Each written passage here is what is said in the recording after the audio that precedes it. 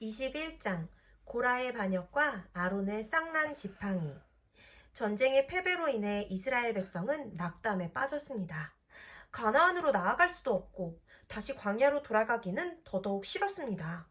하지만 구름 기둥이 다시 광야로 움직이기 시작했습니다. 이스라엘 백성은 뒤로 가겠다. 뒤로. 이스라엘 백성은 아무런 희망도 갖지 못한 채 다시 광야로 돌아가게 되었습니다. 여기저기에서 불평과 불만이 터져나왔지만 어쩔 수 없는 일이었습니다. 왜? 이 모든 일이 왜? 그러니까 이 모든 일이 이스라엘의 불신에서 비롯되었기 때문입니다. 하나님을 믿지 못해서 일어난 일이기 때문에 어쩔 수 없이 광야를 돌고 방황하고 해서 가나안으로 갈 수밖에 없었어요. 얼마나 걸렸다고? 40년. 40년에 걸쳐서. 성소 봉사를 하는 레위인 중에 고라라는 사람이 있었습니다. 그는 모세의 사촌이었대. 보미한테 하면은 고라는 누구 같은 사람이야? 오빠. 아니 사촌이 누구야? 보미한테는? 수빈이 언니. 수빈 언니 같은 사람이야. 고라는 모세에게 사촌이었어요. 재능과 영향력이 있는 사람이었습니다. 고라는 모세의 지도와 아론의 제사장직에 불만을 품고 있었습니다. 고라의 마음 가운데 더 높아지고 싶은 마음, 더 인정받고 싶은 마음이 가득했습니다. 때마침 전쟁의 패배와 함께 광야로 돌아가는 상황으로 인해 사람들의 불만이 모세와 아론에게 쏠려 있었습니다. 고라는 이 기회를 이용하여 반란의 음모를 꾸미기 시작했습니다. 반란의 이유가 반란. 모세와 아론에게 불만이 쌓여가지고, 막, 이렇게 하지 말라고요! 하면서 막 들고 일어나자는 거야. 그 반란을 일으키자는 게, 반란이라는 게 그런 거야. 반대의 입장에서 막 난리를 치는 거야. 어떻게? 뭐 여러 방법이 될 수 있지. 막 화를 내고 사람들을 모두 모아가지고 소리를 지르고 싸우려고 하고 싸우고 그렇게 하는 게 다 반란이야. 고라는 사촌, 모세의 사촌 고라가 아론과 모세에게 어떻게 하려고 했다고? 반란을 일으키려고 했다고. 근데 어떻게 모세의 사촌이 어떻게 모세를 해? 모세에게 응. 어떻게 반란을 일으키냐고? 그러니까 이스라엘 백성이 하나님에게 말씀에 순종하지 않았잖아. 하나님의 말씀을. 어떻게 그래? 고라가 어떻게 모세와 아론에게 그래? 그치? 그러니까 우리에게 그러지 말라는 교훈을 주려고 성경에 이런 이야기가 다 나온 거야. 그럼 고라의 이야기야. 고라가 어떻게 되는지 한번 읽어보자. 응? 고라 주변으로 모세의 지도력에 불만을 품은 여러 사람들이 모여들었습니다. 모세는 이제 나이도 많고 추진력도 부족합니다. 지난번 가나안과의 전투에서 모세가 지도력을 발휘해 이스라엘 군대를 모세는 이제 나이도 많고 추진력도 부족합니다. 지난번 가나안과의 전투에서 모세가 지도력을 발휘해 이스라엘 군대를 인솔했더라면 아말렉과의 전투에서처럼 승리했을 것입니다. 하지만 모세는 가나안이 두려워 전쟁에 참여하지도 않았고 우리를 도와주지도 않았습니다. 그런데도 그가 지도자의 자질이 있습니까? 지도자라면 백성과 생사고락을 함께해야 하지 않겠습니까? 그는 지도자의 자질이 없습니다. 우리가 이렇게 패하게 된 것은 여러분의 잘못이 아니라 모두 모세의 잘못입니다. 맞습니다. 고라의 말이 맞습니다. 이제 지도자를 바꿔야 할 때인 것 같습니다. 아론도 마찬가지입니다. 아론 역시 대제사장으로서의 자질이 부족합니다. 우리는 얼마 전 그의 두 아들이 잘못된 제사를 드림으로 하나님께서 심판하시는 모습을 보았습니다. 자녀 교육도 제대로 하지 못하는 자가 어떻게 대제사장의 직분을 맡을 수 있겠습니까? 오히려 나나 여러분이 제사장이 되어야 하지 않겠습니까? 모세와 아론 형제가 너무 오랫동안 독재를 해왔습니다. 이제 독재의 끈을 끊어야 할 때입니다. 고라는 비밀리에 반란을 주도해 나갔습니다. 얼마 지나지 않아 고라의 음모에 참여하는 사람들의 수가 점점 늘어났습니다. 이제 커다란 세력이 되어 공공장소에서도 모세와 아론을 비난하는 일을 서슴지 않았습니다. 모세, 큰일 났습니다. 상기된 얼굴로 여호수아가 모세를 찾아왔습니다. 무슨 일인가? 고라가 공공연히 당신과 아론을 비난하고 다닙니다. 이제 많은 사람이 그를 따르고 있습니다. 자칫 잘못하면 반란을 일으키진 않을까 걱정이 됩니다. 그렇군요. 하지만 우리가 어떻게 하겠습니까? 하나님의 뜻을 기다려보도록 합시다. 모세도 이 사태가 걱정이 되었지만 분노하거나 화를 내지는 않았습니다. 그저 묵묵히 하나님께 기도를 드릴 뿐이었습니다. 며칠 후 모세가 백성을 둘러보러 산책을 하고 있었습니다. 그런데 저쪽에서 마을 사람들이 웅성거리는 소리가 들렸습니다. 모세는 무슨 일인가 하여 그곳으로 걸어갔습니다. 거기에서는 고라와 그 일당이 백성을 선동하고 있었습니다. 멀리서 모세가 걸어오는 모습을 본 사람들이 순간 조용해졌습니다. 고라와 그 일당도 순간 멈칫했습니다. 모세는 백성에게 인사를 건넨 후 고라와 그 일당을 향해 걸어갔습니다. 고라, 하나님께서 당신을 선택하여 하나님의 성소에서 봉사를 하게 하신 일이 작은 일입니까? 당신은 어찌하여 그 일을 가볍게 여기고 더 높은 것을 욕심냅니까? 아론이 무엇을 잘못했기에 그를 비난하고 그의 자리를 탐냅니까? 당신의 행실이 선하지 못합니다, 고라. 모세의 꾸짖음에 고라는 아무 말도 하지 못했습니다. 모세가 돌아간 뒤로 고라는 분해서 화를 냈습니다. 도대체 모세가 누구길래 나에게 이렇게 함부로 말할 수 있단 말인가? 고라는 장막으로 돌아가 250명의 추종자를 불러 모았습니다. 왜? 한번 들어봐. 뒤에 왜 뭘 하려고 그렇게 사람들을 불렀는지.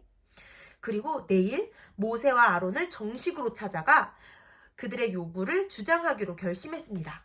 다음 날이 되었습니다. 고라와 250명의 족장들은 각각 향로를 가지고 모세의 장막으로 나아왔습니다. 고라의 추종자들이 세력을 키우기 위해 더 많은 사람들을 불러 모았습니다. 고라와 250명의 족장은 모세를 큰 소리로 불렀습니다. 모세와 아론이 장막에서 나왔습니다. 고라와 250명의 족장은 정식으로 그들의 항변을 늘어놓았습니다. 그 순간 갑자기 하늘이 어두워졌습니다. 캄캄해졌어요. 큰 구름 기둥이 형성되고 천둥 소리가 들리는 듯 했습니다. 그리고 하늘로부터 음성이 들려왔습니다. 모세, 아론, 너희는 이 회중에서 떠나라. 이 반란에 가담하지 않은 자들도 모두 떠나라. 내가 순식간에 그들을 심판할 것이다. 사람들은 두려움에 벌벌 떨었습니다. 그리고 반란에 가담하지 않은 백성은 혼비백산하여 도망갔습니다. 하지만 모세는 그 자리에서 하나님께 기도를 드렸습니다. 하나님, 한 사람의 잘못으로 여러 사람에게 심판을 내리려 하십니까? 부디 저들을 용서해 주시옵소서. 무거운 긴장감이 모세와 아론 그리고 고라와 그 가족 그리고 250명의 족장 사이에 흘렀습니다. 하지만 교만한 반역자들은 하나님의 음성을 듣고도 도망가지 않고 그 자리를 지켰습니다. 그들의 모습은 마치 하나님께 도전하는 자들 같았습니다. 모세는 다시 하나님께 큰 소리로 다시 사람들에게 큰 소리로 외쳤습니다. 하나님께서 나를 보내사 이 모든 일을 행하게 하신 것이요. 내가 임의로 한 것이 아닙니다. 이 사람들은 하나님께 대적하였고 이들에게 하나님의 심판이 임할 것입니다. 여러분은 그 심판의 모습을 보고 이 모든 것이 저들의 교만함과 죄의 결과임을 알게 될 것입니다. 모세가 말을 마치자 천지를 울리는 진동이 일어났습니다. 갑자기 땅이 푹 꺼지더니 고라와 그 가족을 땅이 삼켰습니다. 집어삼켰습니다. 산이 부서지는 것과 같은 엄청난 굉음이 일어났습니다. 주변에 있던 백성이 그 광경을 보고 무서워 벌벌 떨었습니다. 땅이 삼키는 모습이야. 고라와 그 가족을. 하나님의 심판은 거기에서 끝나지 않았습니다. 하늘에서 불이 쫙 내려와 250명의 족장을 태웠습니다. 이 사람들은 처음부터 고라의 반란에 가담하지 않았기 때문에 약간의 회개의 시간이 주어졌지만 그들은 회개하지 않고 오히려 하나님을 원망하였습니다. 그래서 그들도 하나님의 심판을 받게 된 것입니다. 이 두려운 모습을 보고 백성들은 모두 흩어졌습니다. 하지만 여전히 고라의 반역에 가담한 사람들이 많았습니다. 그들은 각자의 장막으로 돌아가 모세와 하나님을 원망하였습니다. 어느덧 밤이 되었습니다. 하나님께서는 아직도 고라의 반란에 가담한 많은 사람이 있음을 모세에게 알려주셨습니다.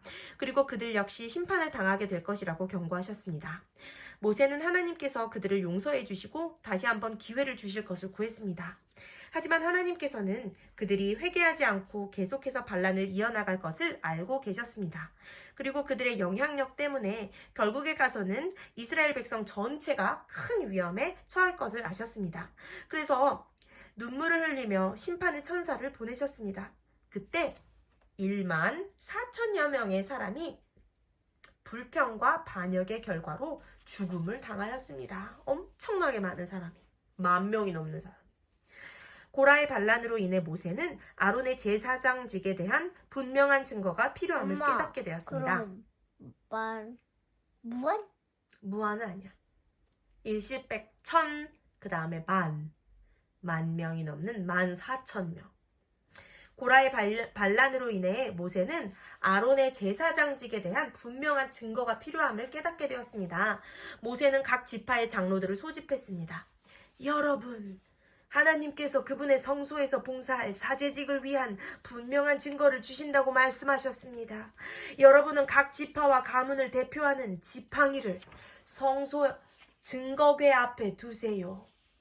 하나님께서 그중 한 지팡이를 선택하여 그 가문이 하나님께서 선택하신 제사장 가문이라는 분명한 증거를 보여주실 것입니다. 모세와 아론에게 사촌인 고라조차도 반역을 일으켰잖아. 반대 입장에 서서 막 난동을 피웠잖아. 응? 그래서 고라는 죽게 되었지. 그리고 아직도 마음속에 모세와 아론에 대해서 불만과 또 하나님에 대한 원망을 품은 사람들이 너무나도 많았어. 그때 모세는 왜 이렇게 사람들이 모세와 아론에 대해서 불신하고 하나님에 대해서 불신하고 원망을 할까 하면서 아론이 그때 대제사장이었잖아. 그래서 아론이 대제사장인 것을 하나님께서 인정하셨다는 것을 사람들로 하여금 알게 하는 것이 한 번 더 보여주는 것이 한 번 더 필요하다고 생각했어. 그래서 하나님께서는 모든 지파 몇 지파지? 12지. 12지파에서 지파별로 지팡이를 하나씩 가지고 나오라고 했어. 지팡이를 하나씩 가지고 나와서 어디 앞에 놓으라고? 증거궤. 증거계가 뭐야? 법궤. 법궤가 증거궤라고도 해. 그 법궤 앞에 놓으면은 하나님께서 그 중에 한 지팡이를 선택하여 그 가문이 하나님께서 선택하신 제사장 가문인 것을 이제 알려주신다고 했어. 그래서 모두들 뭘 갖고 왔을까? 그 막대기. 지팡이. 하나님이 선택한 막대기 뭔지 다 알고 있어. 뭐야? 아론 거야. 아론의 지팡이야. 맞아. 우리 한 번 더 읽어보자. 각 지파의 장로들은 고개를 끄덕이며 증거궤 앞에 자신들의 지팡이를 두고 각자의 장막으로 돌아갔습니다. 그리고 다음 날이 되었습니다. 각 지파의 장로들이 다시 성소 앞으로 모였습니다. 모세는 성소로 들어가 각 지파의 지팡이를 가지고 나왔습니다. 그 광경을 지켜보던 장로들과 백성의 눈이 휘둥그레졌습니다. 왜? 무슨 일이 일어났기에 휘둥그레졌을까 눈이? 아론의 지팡이에 싹이 나고 열매까지 난 거예요. 살구 열매가 열린 것입니다. 사람들은 지팡이에서 살구 열매까지 나다니. 사람들은 이 놀라운 광경에 입을 다물지 못했습니다. 그리고 하나님께서 아론이 속한 레위 집안을 제사장직에 선택하셨다는 것을 모두 인정했습니다. 사람들은 모세와 아론의 직분이 그들의 독재로 인해 만들어진 것이 아니라 하나님께서 분명히 인정하셨음을 다시 한번 확인하게 되었습니다. 모세는 내 말 맞지? 범이 말이 맞아. 아론이 제사장 가문이다. 아론은 무슨 지파 하게? 12지. 아니야, 12지파 중에 한 명? 레위 지파예요. 레위 지파? 레위. 모세는 제사장을 시켜 아론의 쌍난 지팡이를 성소 안에 두기로 했어요. 아론의 쌍난 지팡이 그리고 살구 열매가 난 그 지팡이가 바로 하나님께서 레위 지파, 그러니까 아론이 속한 그 레위 지파가 제사장직을 할 수 있게 말씀하신 거잖아. 보여주신 거잖아. 그래서 그 성소를 어디에 두기로 했다고? 성소 안에 두어 후대의 증거가 되게 하라고 명령했습니다. 고라의 반란으로 인해 많은 사람이 죽임을 당하고 이스라엘 백성도 분열되는 것처럼 보였지만 하나님께서 개입하심으로 모든 일이 잘 마무리되었습니다. 사람은 연약하기 때문에 교만한 마음을 갖기가 쉽습니다. 내가 잘났어. 다 내가 잘나서 내가 다 이 모든 것을 하는 거야. 하나님이 도우심이 아니야. 다 내가 한 거야. 라는 교만한 마음이지. 교만한 마음은 나를 높이는 마음입니다. 또는 높아지고자 하는 마음입니다. 사탄이 처음 하늘에서 범한 죄의 씨앗은 바로 이 교만한 마음에서 비롯되었습니다. 고라도 역시, 모세의 사촌 고라 역시 사탄이 심어준 교만한 마음을 버리지 못해 반란을 일으켰고 심판을 받았습니다. 땅에 삼켜짐을 받았어요. 그렇다면 우리가 교만한 마음을 버리기 위해서는 어떻게 해야 할까요? 기도. 성경은 우리에게 이렇게 말하고 있어요. 그리스도의 겸손을 본받아 예수님처럼 생각하고 행동합시다. 그렇습니다. 교만해지기 쉬운 인간이 교만한 마음을 버릴 수 있는 방법은 겸손하신 예수 그리스도를 본받아 예수님처럼 생각하고 행동하는 것입니다. 예수님은 창조주 하나님이시며 온 우주의 왕이셨지만 우리 인간을 사랑하셔서 그 모든 지위를 버리시고 이 땅에 낮고 낮은 인간의 모습으로 오셨습니다. 이 땅에 오셔서 인간이 뭐야? 사람, 휴먼, 사람의 모습으로 이 땅에 오셨습니다. 이 땅에 오셔서 겸손한 생애를 사시고 겸손히 십자가에 당신의 생명을 내어주셨습니다. 아무도 발 닦는 일이 더러워서 닦지 않으려고 예수님의 제자들이 할 때 누가 발을 닦아줬지? 예수님. 봄이 저기 가면은 그거 동상 볼 수 있지? 뭐? 예수님께서 어떤 제자의 어디를 닦아주는 모습이 동상으로 저기 돼 있지? 36대 안에? 기억나. 어디를 닦아주고 있었어? 발을 닦아주고 있었지. 그렇게 예수님은 겸손한 생애를 이 땅에 오셔서 사신 거예요. 그 겸손한 아까 전에 한 건 그는 간지러워서 한 거야. 그 겸손한 헌신과 봉사로 우리는 죄의 용서를 받았고 구원을 받았습니다. 우리의 마음에 사탄이 교만한 마음을 심어주려 할 때 하나님께 기도하며 아까 보미가 말한 것처럼 기도하며 예수님의 삶을 생각해 보기 바랍니다.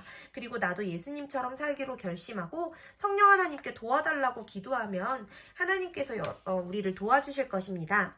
우리의 마음 가운데 교만한 마음이 들 때 반대로 우리의 마음 한 곳에서는 교만한 마음을 버리라는 음성이 들릴 것입니다. 그 음성이 바로 성령 하나님의 음성입니다. 그렇게 음성이 들릴 때 우리가 해야 할 일은 무엇일까요? 그 음성에 반응하는 거예요. 반응이 뭐지? 사무엘아 불렀더니 사무엘이 어떻게 했어? 엘리 제사장이 같이. 그러니까 반응하는 거지. 목소리가 들리네? 누가 나를 불렀지? 하다가 엘리 제사장한테 몇 번 가고 나서 엘리 제사장이 하나님의 음성 같다고 할 때 사무엘이 주의 종이 여기 있나이다. 제가 듣겠나이다 하고 반응했잖아. 대답을 하고. 봄이야, 네 엄마? 하는 게 반응이야. 그렇게 음성이 들릴 때 네? 하나님?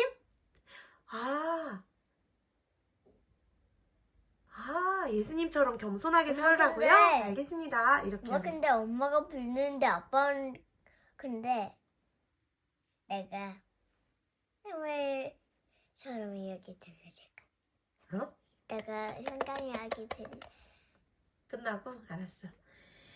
우리가 이렇게 교만한 마음을 버리려고 노력하면 하나님께서는 우리를 도와 겸손한 사람이 되게 하실 것입니다. 모세는 겸손한 사람이었습니다. 그래서 모세는 자신을 비난하는 자들을 위하여 기도했습니다. 여러분도 모세와 같이 겸손한 사람이 되어 사람을 살리고 다른 사람을 위하여 기도하며 사는 사람이 되기를 바랍니다.